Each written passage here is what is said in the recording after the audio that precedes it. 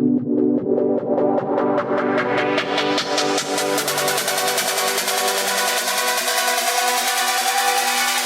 is something special inside you. Welcome to GNG Podcast with your host, speaker, best-selling author, Chaz Jackson. Yo, what's going on, kings and queens? It's your boy Chaz Jackson coming back to you once again, representing GNG Gifting and Gift. Hey, I personally just want to take the time to tell each and every one of you, thank you for giving me your eyes and your ears once again as we're ready to dive deep into some inspiration that I pray will plant like a seed in your mind and assist you in becoming a greater version of yourselves.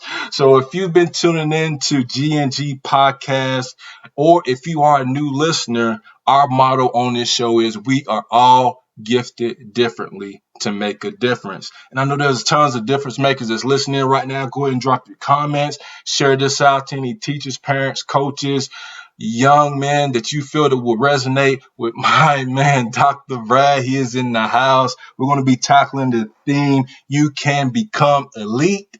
And I'm going to go ahead and warn you right now, go ahead and get your pen, your paper. It's going down. He's going to bring massive value. You know, I never disappoint you on any of the episodes with these giants of speakers, coaches, authors all across the country that comes on GNG Podcast and just shine their light authentically. So definitely do that. But before I read off his short bio and get this king on the show, I want to go over the mission statement of GNG Podcast for my returning listeners, also my new listeners that's tuning in for the first time.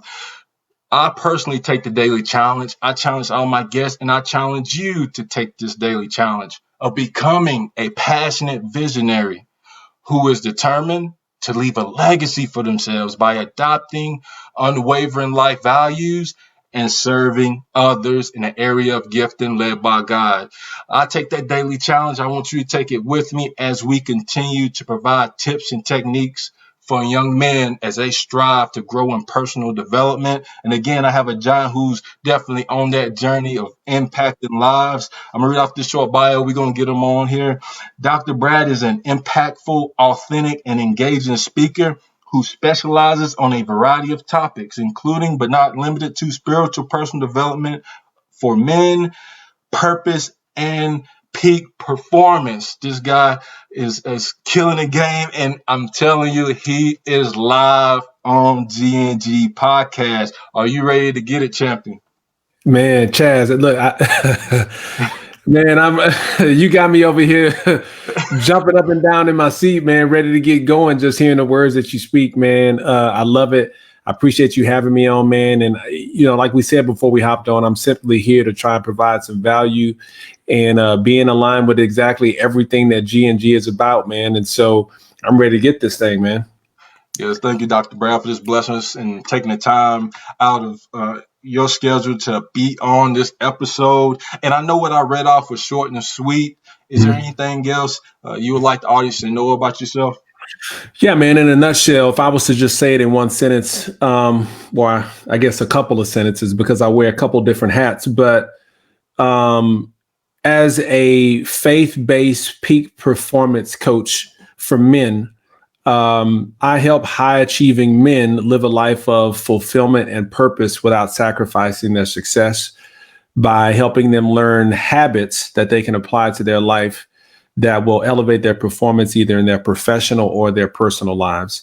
Outside of that, I work as a physician, which is where the doctor comes from. So I'm a sports medicine doctor, double-boarded sports medicine doctor, and been doing that for almost 10 years now. Have worked with some of the the highest level athletes that you can imagine. And what I do in that capacity is I help athletes and active individuals get back to the field of play or increase their function and decrease pain so that they can do the things that they need to do on the field or to remain active and do that in a non-surgical way. So those are just a couple of the hats that I wear, some of which that, got you and I to meet and hopefully be able to provide some value for people listening today. Yes, sir. We're gonna go get it. Shout out to my man Chip. I know he kind of connected us. He's a Yes, guy sir. himself. I love that guy. And gosh, I know you say you wear a lot of different hats. You're definitely adding value and influencing in a positive way in your community. And where did all that kind of come from? So, like, diving back into your story, what influenced you to get to where you are right now, Dr. Bird? Yeah, it's a great story, man. If somebody would have said, you know, looking back in high school, said one day you'll be a doctor, you'll be a speaker, you'll be a best-selling author, you would have addressed thousands of people at some point, and hopefully even to do more. I would have looked at somebody like they had two heads, man. I mean,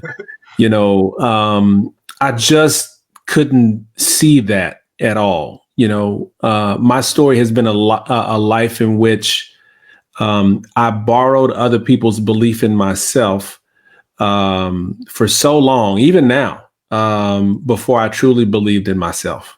And so when I was younger, man, I was an athlete. I had two older brothers that influenced me a lot, but my oldest brother was the one who really had a lot of influence toward me and my growth. He was 12 years older than me, so Bobby could do no wrong, man. I mean, this dude was lifting weights. This dude was, sharp as a tack. Everybody loved him. All the girls loved him, right? So like, I was like, man, this is like the guy, you know what I mean? And he was my brother, and he would always just pour down into me. He was always inspiring me. At the time, he was an entrepreneur, and he had mentors in his life that was pouring into him. So I was really kind of getting all of that. I was getting all of what he was getting that was spilling out of him. And I was just catching everything I could. I mean, there were affirmations and scriptures all over his wall in his room. And I was just getting all of that. And what that turned into was I became a pretty good athlete in high school. But because of injuries and, other circumstances, things just didn't work out. Now, I had a lot of confidence in basketball because he was always pouring into me saying, you got to be the first one in the gym, the last one to leave. You got to put in work. You got to persevere. But once basketball didn't happen, I didn't know what was going to happen. And so, I went to college simply because I didn't feel like working. But I went that first year in college, man, I knew beyond a shadow of a doubt that I was going to fail. I knew beyond a shadow of a doubt academically that I just wasn't going to be able to survive academically. Now, I did it in high school simply because I had to play ball. If I didn't play ball, my parents wouldn't let me. I mean, if I didn't, make decent grades, my parents wouldn't let me play ball. So I had some incentive. But what's my incentive now, Chaz? Like I'm in college, I'm away from home. And because of fear, I studied more than I ever did. And I did better in my first semester in college than I ever did in high school. And it was the first time I was like, man, maybe if I kind of apply some of these principles that I learned in basketball, I could at least be somewhat decent. Right. But then I had a professor in college, man, that just took me under her wing. She did not let me settle for less. She did not let me settle for mediocrity. And all I can say is it was God really intervening in my life because she had no reason to. She didn't know me. I don't know what she saw in me, but little short, such a petite Dr. Gardner. I mean, I don't know what she saw in me, man. And she really encouraged me and pushed me. And this was one of the times when, like I was saying, somebody believed in me way more than I believed in myself, man. She was like, you should run for office in this little honor society we have. You should do this. You should do that. I can remember being like, why she keep asking me to do all this stuff? Like, why don't you just kind of let me be this introverted kid who just goes to school and does what I have to do and go home? But she would keep inviting me to stuff and doing. I felt bad to say no, so I kept showing up. But it kept challenging me, man, and it challenged my ability to speak, and it challenged my ability to exceed, far beyond what I could do. Long story short, by the time I graduated college, man, I had served on several different committees. I was speaking to, hundreds of other, students, and again, it was just one of those things. Like if had I not been pushed, I wouldn't have known that I had the capacity to be able to speak. I wouldn't know that I had the capacity. I mean, Lord knows I was a nervous wreck, but it helped people. Right. And I was like, wow, fast forward from there, man, it's been nothing but mentors. And again, just borrowing those times. I applied to medical school, didn't think I was going to get in. My wife has been one of those people who's believed in me more than I believed in myself. She said, you know what? Something tells me if you just get an interview, right? Got the interview, get in, and then you see how other people perceive you. And I can remember being like, really? Somebody sees me that way? Like way better than I perceive myself. And so it seems to be that I'm the last person to believe the things that other people already see or believe in me. And so, man, it's just happened to where, finally got to a place where I was training in medicine. I was a doctor. And, my whole goal, man, was to be able to work for a professional team at one point. Heck, my goal was to play in the NBA at one point, right? And, I ended up applying to the office of where I'm at now. And they took care of a professional basketball team. And I remember thinking, there's no way they're going to take me. Like, this ain't going to happen. Right. They have no reason to take me as one of their team physicians. And again, my wife was just like, you got to go, because something tells me if they just meet you, it's a wrap. That's exactly what happened. Next thing I know, a year later, I'm in the locker room of a professional NBA basketball team. That's locker room. It's crazy. And this nostalgic, like this moment came over me where I was like, wow, I'd set all these goals to make it to the NBA. I just came through a door that I didn't realize that I was going to come through in order to get there.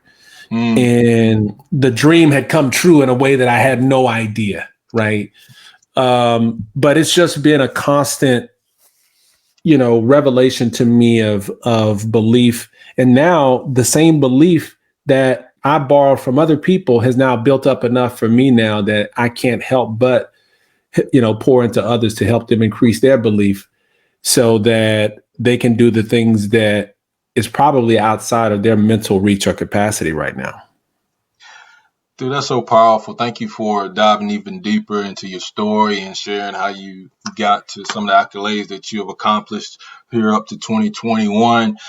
And I love how you say borrow belief, because you got me thinking even back into high school coaches, football coaches, when, coming from a small town where I didn't think I could go and play collegiate football. And I remember meeting my coach my 9th grade year. My man had on a full orange jumpsuit. I was a huge Clemson fan at the time. And I remember just meeting him. And the first thing I said to him, I'm going to play there one day. And you talking about borrowed belief. He was like, Chaz, he looked me straight in my eyes, Dr. Brad. And he was like, if you work hard at this, you can go there. And it was just like, after me saying that to other people, it's like, oh man, you ain't going to no Clemson. And people just kind of giving you the cold shoulder. But that belief, him just believing and giving me hope, man, that made me work so hard for him, for my teammates. And I did make it all the way to that camp, made it to my senior year. I got injured, but because I worked so hard, I actually met Matt Rule. He's actually the head football coach for the Carolina Panthers.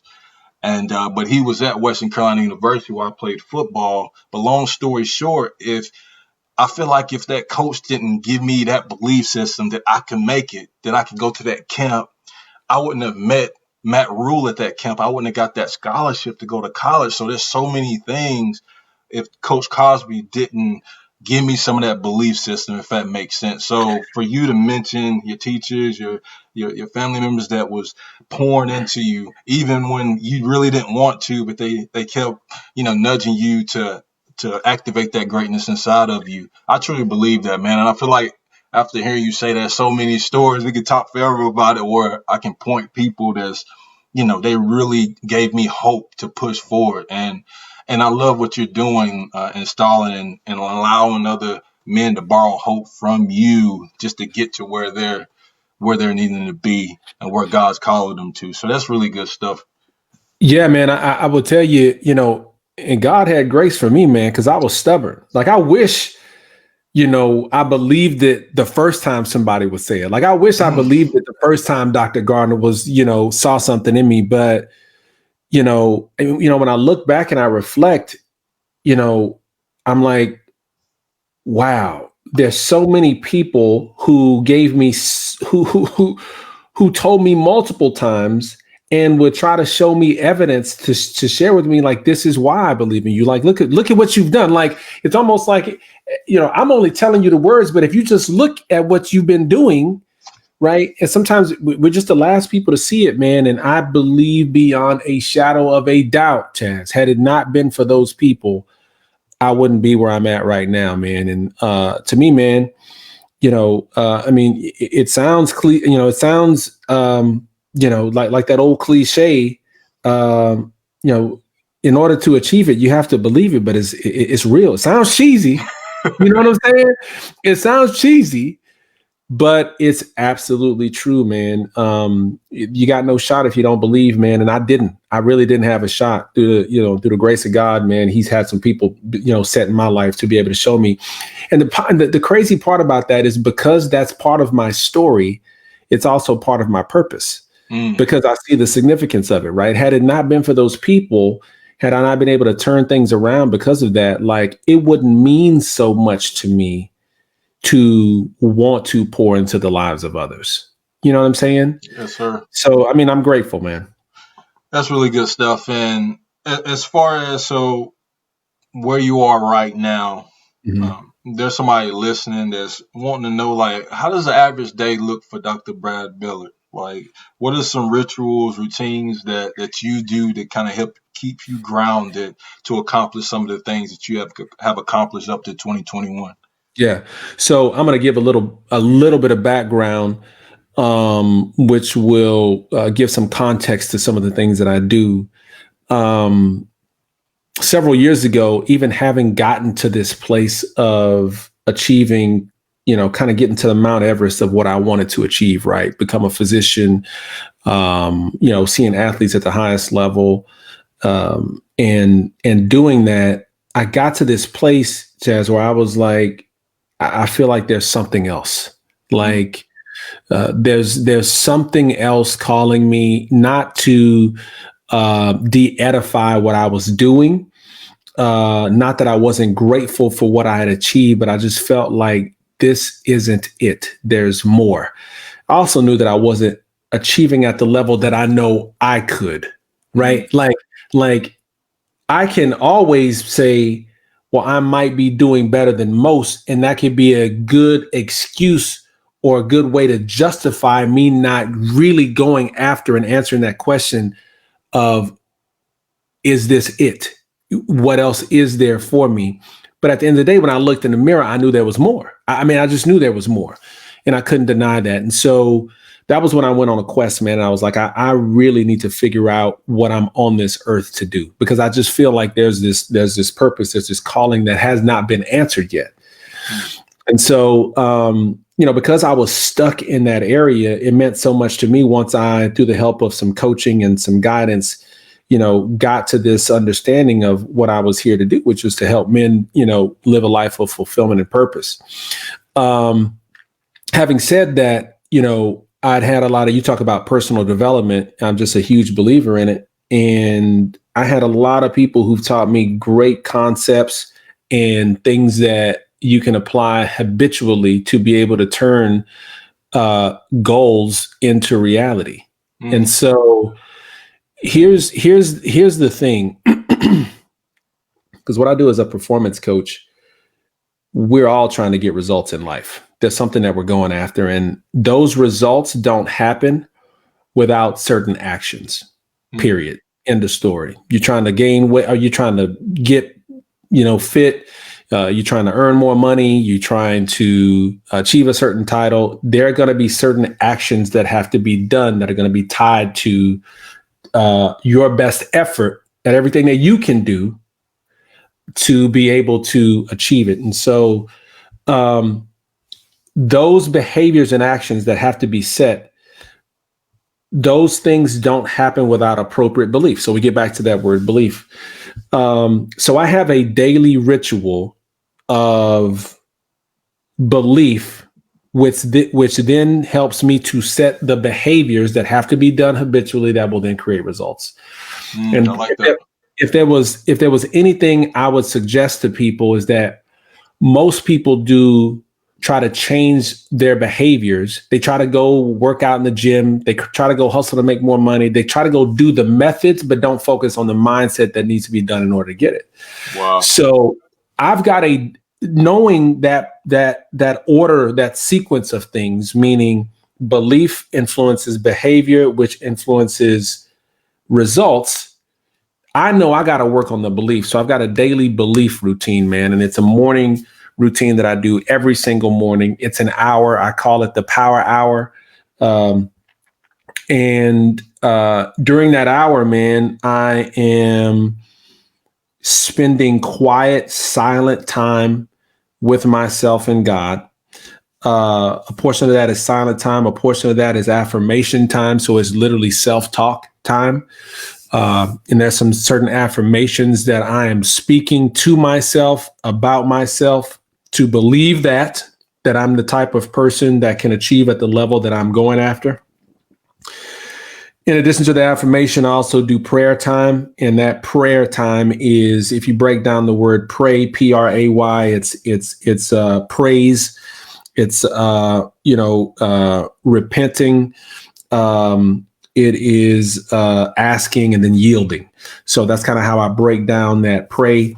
I read scriptures of the Bible, and then I look at my day and figure out what needs to be done today. Where does my time need to be spent? And then I kind of map out what needs to be done to the day. That whole thing takes about an hour. And if I was to tell you, that is the most important hour of my day by far. It sets the course of the rest of the 23 hours of my day. It sets the rest of the 6 days of the week, and it sets the rest of the course of my life. Because I know winning happens up here, not so much those methods, but the methods will be empowered the more that the mind is on point and believes that I can be the person and has a certain self-identity. So that hour is mandatory. It is non-negotiable for me and has to happen every single day. Dude, that's so powerful. And whenever you was talking and referring to belief, I've heard it put this way: we perform at the level of our beliefs, not the level of our potential. And it seems like you really got that dialed in on, you're only going to go as far as your mind's going to take you. Yes. I mean, and so I did this. It's crazy because I record my podcast on Tuesdays. And earlier today, the goal of the podcast, I was saying, you cannot outperform your perception of yourself. You can't outperform the perception of yourself. If you are, bro, you can have a Ferrari and it can have all the capacity in the world to perform at a high level. But if you drive it like a Ford Focus, that Ferrari is no better than the Ford Focus. It's the same. Most of us have the potential and the capacity for Ferrari, but because we can't see it that way, we'll perform at the level that we are. We cannot outperform how we see ourselves, man. I got to tell myself that I'm the Ferrari, right? I got to set the performance thermostat. That's how we work. Man. I mean, we were talking about this the other night. My wife and I, obviously right now it's cold, it's cold here in Texas, at least for us, what we call cold, it's starting getting down to 30s. We be like, oh man, I got to grab a coat. Different other places where I've lived, that's like, man, whatever. But, if I set the thermostat to 75 and the temperature is at 70, once the heater gets in place and it gets to 75, it's going to shut off. We have a performance thermostat that is set by our mind, and it will go no higher than that. It will literally go no higher than that. And the way you can dial up your thermostat is to work on this on a daily basis. Dude, man, you just dropped the mic earlier and then you picked it back up. Dude, I know you guys, listeners, I know you're happy to you took my advice, got your pen and paper. But if you didn't, it's okay. Go ahead and pause it. You can pause. Right now, that's right. Man, he's dropping gold right now. I told you, man, that's so deep, and I truly believe in everything that you're saying. It all begins in the mind. It does, and you're only gonna go as far as you believe. And when talking about that, so I know you're an author, podcaster, and the theme of this show is you can become elite. Mhm. Whenever let's come from the perspective. I know there's a coach, parent, teachers that's listening right now. What does that theme mean to you, and how would you pour that into our youth today? Giving them a tip of technique based off that theme. Yeah, that's a fantastic question, man. For so long in my life, I had equated success with achievement. And what I had achieved, the title that I had achieved, and to be quite honest, and I can be real on here, man. I mean, one of the reasons why I was so motivated to achieve was because in order for me to feel validated, I had to have these titles. Wow. You feel me? I do. And so because I felt that if I didn't, that my value or worth was somehow not as much. So I needed these titles and I needed the achievement in order to validate and really try and fill an area in my life and in my heart that can only be filled by actually fulfillment and not acquisition of success. So when I think about this concept of elite, man, I thought that if I became successful by whatever I had kind of defined that, which was the accomplishment of things, which was the achievement of stuff, which was the achieving the goals of certain titles, that it would fulfill me. Got to the point to where I achieved it and I'm not fulfilled. And I'm like, hold up. This is not what I signed up for. Was I happy? Did it bring happiness? Yes. But to me, happiness is not as sustaining as fulfillment. So that's when I was like, I'm missing something, right? Like I became successful, but I'm not where I thought I would be. So that was when I had to really reflect, figure out what was going on.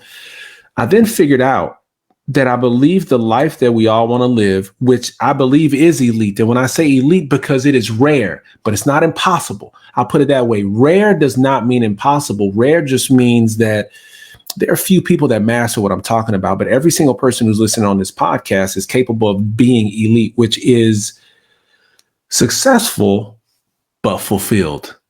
Wow. It's simultaneous, right? But here's the deal, that the fulfillment can't be dependent on the success, right? It's not like, well, I became successful, now I'm fulfilled. No, it is successful and fulfilled. I'm fulfilled because of success, right? And so it's how do you achieve at a high level, but also be fulfilled? And when you can marry those two things is when you live elite. And you said something earlier about how we have gifts and these gifts are there to serve. And the bridge that marries those two things of success and fulfillment is service. The service marries the two, because if you serve at a high level, there's no way to serve people. See, I serve people as a doctor. If I serve them at a high level, it allows me to be success. But if I also am serving people fulfillment, there is no way to be fulfilled without having a heart of service for other people. That fulfillment piece works like this, at least for me. This is how I understand it. And it's worked for the clients that I've worked with, is that you think about the word fulfilled. I get my cup full every single day in that morning time with God. I get that cup full and get my battery recharged. I get my tank refueled, right? So that I can fill into others. So I get full and I fill. And it is the only way to be fulfilled, man, is to pour into others. So service is the bridge between the success and fulfillment. And when you can learn how to serve at a high level like that, you'll marry the two. So if there was, deep, man. if there's anything that I can tell people is this, I want you to go after the goals. See, so many people are going to tell you go after that thing. And I'm going to tell you go after that thing too. I want you to go after that thing that you want. I want you to go after that goal. But here's what I also need you to understand is that your happiness cannot be contingent upon whether you succeed at it or not. Man, say that again. Okay. So your fulfillment, and look, we all going to have feelings. I may be disappointed. I may be, I may be sad. I get it. But it can't, your full fulfillment, your joy cannot be connected to that one primary thing. Because if it is, and it doesn't happen, because there are circumstances out of our control that we can't help of why things happen. And if it is not, if it doesn't happen, your fulfillment cannot be tied to it. So I believe you can do it. I want you to do it. I know you have the capacity to achieve it. But if something happens in which you don't, it is not that you can't be successful. It is not that you can't serve at a high level doing something. Just make sure that you're not, that fulfillment is not tied to it. Make sure your fulfillment is tied to service. And if you can go after whatever you're going after and realize that in some way, however you're going after it, it's not about you, something happens there, man. When you see some of these stories about people who were trying to make it to the league, or they were, trying to become doctors or lawyers because there was something outside of them that they were trying to work, to try and help, but it wasn't just about them. See, I'll be the first to say, man, when I went after this doctor thing, I was like, it's about me, right? It's about Dr. Brad. You know what I'm saying? Like, I'm trying to do things. I say I'm trying to help people, but I was looking for that title, right? If everything just ends with you, it's not going to be nearly as fulfilling. But see, if I was, now my mentality is completely different, right? As a physician, I go into the room fully thinking about, the other person and fully thinking about how to serve them at the highest level as opposed to how they can serve me. But when you can turn your goals and the motivation for your goals be about how it's going to help someone else, or how if you don't do it, somebody else won't be able to win, somebody else won't be able to get to the next level, that motivation is going to drastically change how you go about it, the why you go about it, and your ability to achieve it. Because at some point, we're going to all let ourselves down, but when we can make it about somebody else, life takes a different level. So that's why I was saying the service piece has to be a part of what you're doing now so that it can tie the success and the fulfillment at the same time. Dude. Yes, killing the game. This came off the top rope, man, and it landed. Boom. Dude, you got me fired up over here, man. Like, there's just so much meat there.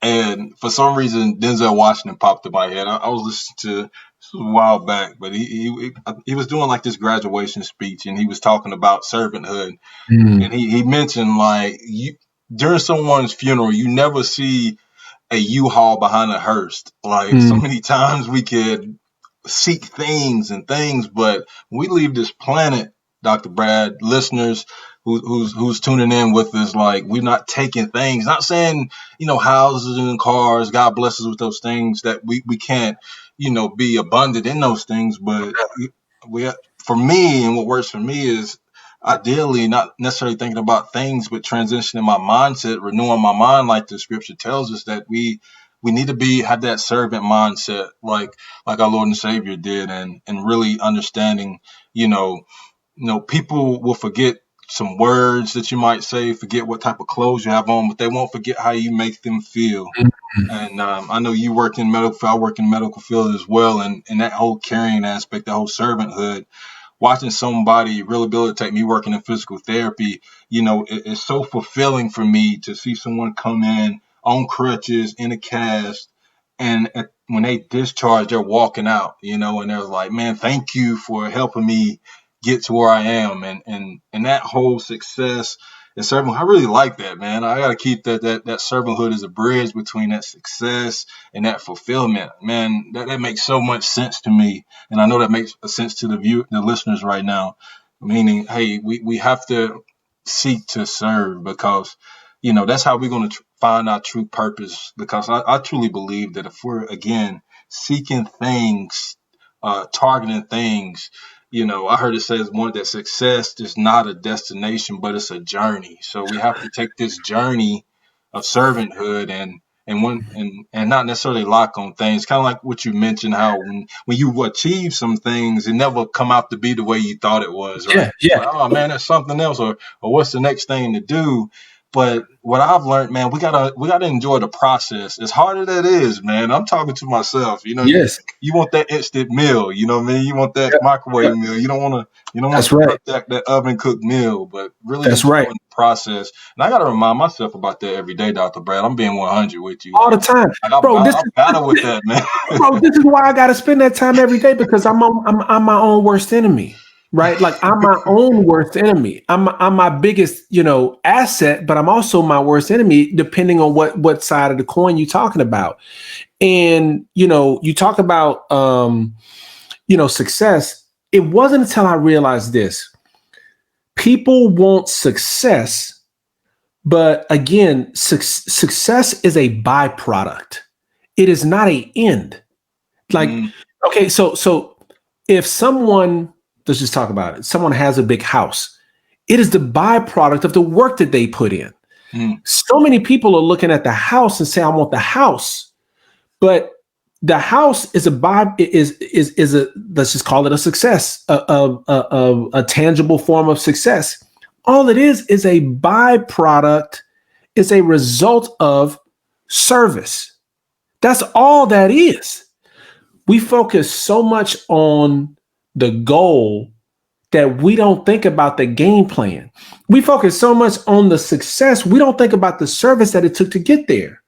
We focus so much on the result. I want the result, that we don't look at the reps that have to be put in.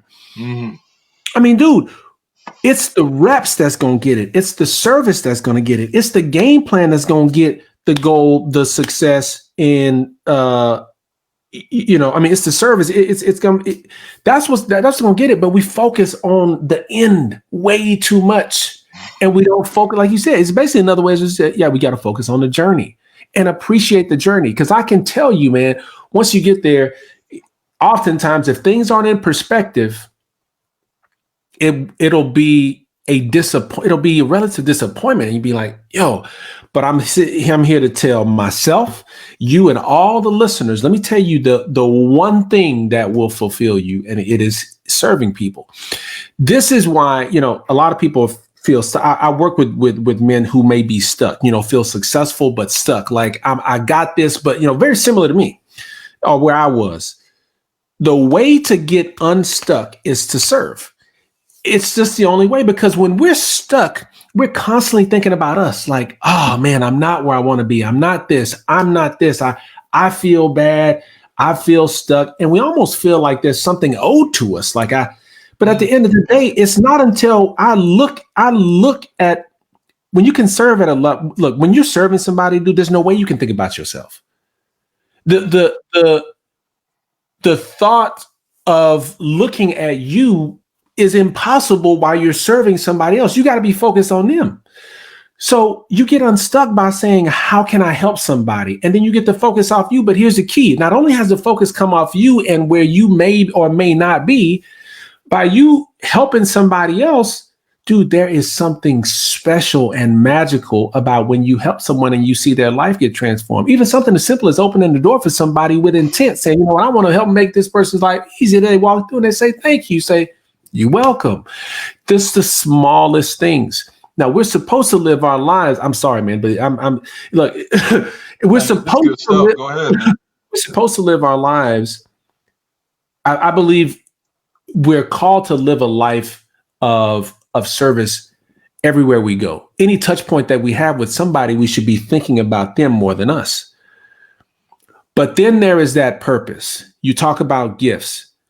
There is that thing, there is that gift, the gifts and the talents and the resources and the experiences that you have, that you are specifically supposed to transform someone's life by serving them with those gifts to transform their lives in a way similar and something that's been so significant to you.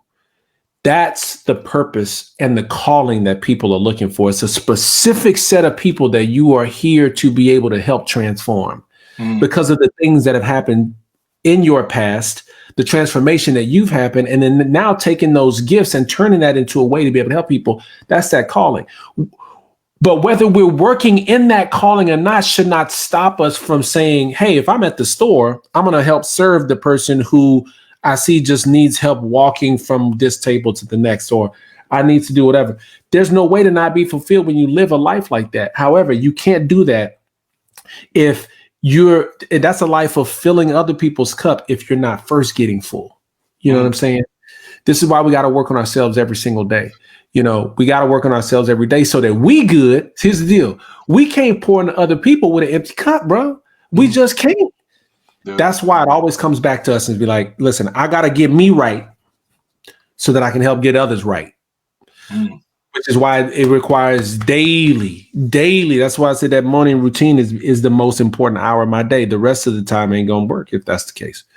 Dude, I love it.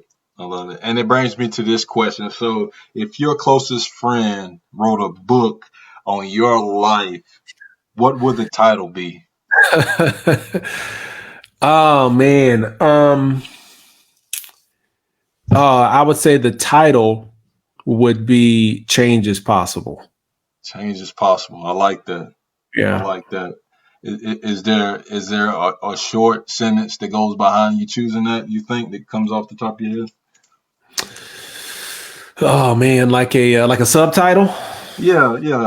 Kind of, and speaking, and for that young male, you know, this show's deriving around providing tips and techniques for young men. So change is possible. You're talking to that young man, wanting him to understand that.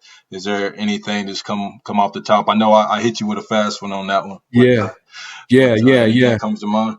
Well, let me just say, I think I need to say that, man, because for some people, so many people think change. So many people don't think change is possible, particularly when they get stuck, when they see the past and they see where, you know, you and I both have pasts, man, that, you know, for most people look and say, you know what, I don't even know if it'd have been possible for something different to be. So they got to know change is possible, but I believe it's possible with belief. I mean, you know, to be consistent with what we've been talking about. Yeah. Change is possible, and it's possible with belief.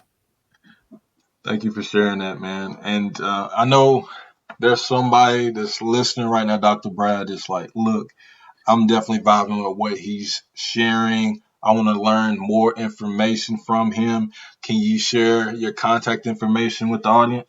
Yeah, sure. Yeah. So you can, on social media, you can follow me at Dr. Brad MD. That's DRBRADMD. So Instagram, LinkedIn, Facebook. If you look up Dr. Brad MD, I'll be on there. I'm usually kicking out content on a regular basis. And then, you know, I'm trying to get like Chaz, get this podcast going. So take the live stream and put it to the actual audios where people can, listen to it on the different platforms. And so that'll be coming soon. But I think probably the easiest way to connect with me would be on social media. And listen, if you have any questions or, anything, any way that I can help, hit me, just send me a private message and we'll go from there.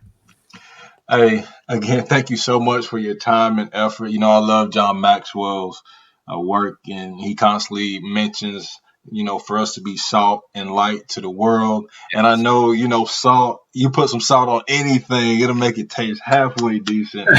Obviously, just we can point out the darkness in our world and us sharing our light. And I truly believe you're on that path. You're definitely influencing and being salt and light to the world. And dude, man, you definitely blessed me. I know each and every listener right now has been blessed with your presence, and you're shining on this screen, Dr. Brad, man. I'm just so honored to be in your presence and just to see what's going to happen in the next decade with you, man, because I know the sky's the limit, and God's definitely going to use you even more moving forward. So thank you again for being on GNG podcast and speaking life into the audience. Man, I appreciate you, Chaz. And, listen, man, iron sharpens iron. I appreciate you being who you are. I appreciate you, more importantly, man, having the courage to answer the call. I, for so long, didn't have the courage that you have right now, man. And so you serve as an inspiration for me to really have the courage to answer the call. Sometimes, man, that's the hardest part, is to really come to grips with what God is calling us to do. And I think you fully answered that. You're diving in, man. And so thank you for having that courage. Without that, there's not going to be inspiration in lives that are going to be changed, man. So keep living that fearless life, brother. And if there's anything I can do to help, I'm here. Yes, sir. Thank you so much. And I'm going to go ahead and lead us out. I told each and every one of you would not be disappointed. Go ahead and drop in the comments. Let us know what tip or technique you're going to take the daily challenge on implementing in your lifestyle. Let us know how we can help and serve you in any way. But hey, I want you to stay up with GNG. More episodes coming soon. I want you to do two things for me. Keep that crown on your heart. And remember this, we are God's echo. I love each and every one of you. Peace. Thank you for listening to GNG Podcast. Remember, you are gifted differently to make a difference. Please visit ChazJacksonSpeaks.org and let's continue to grow together. God bless.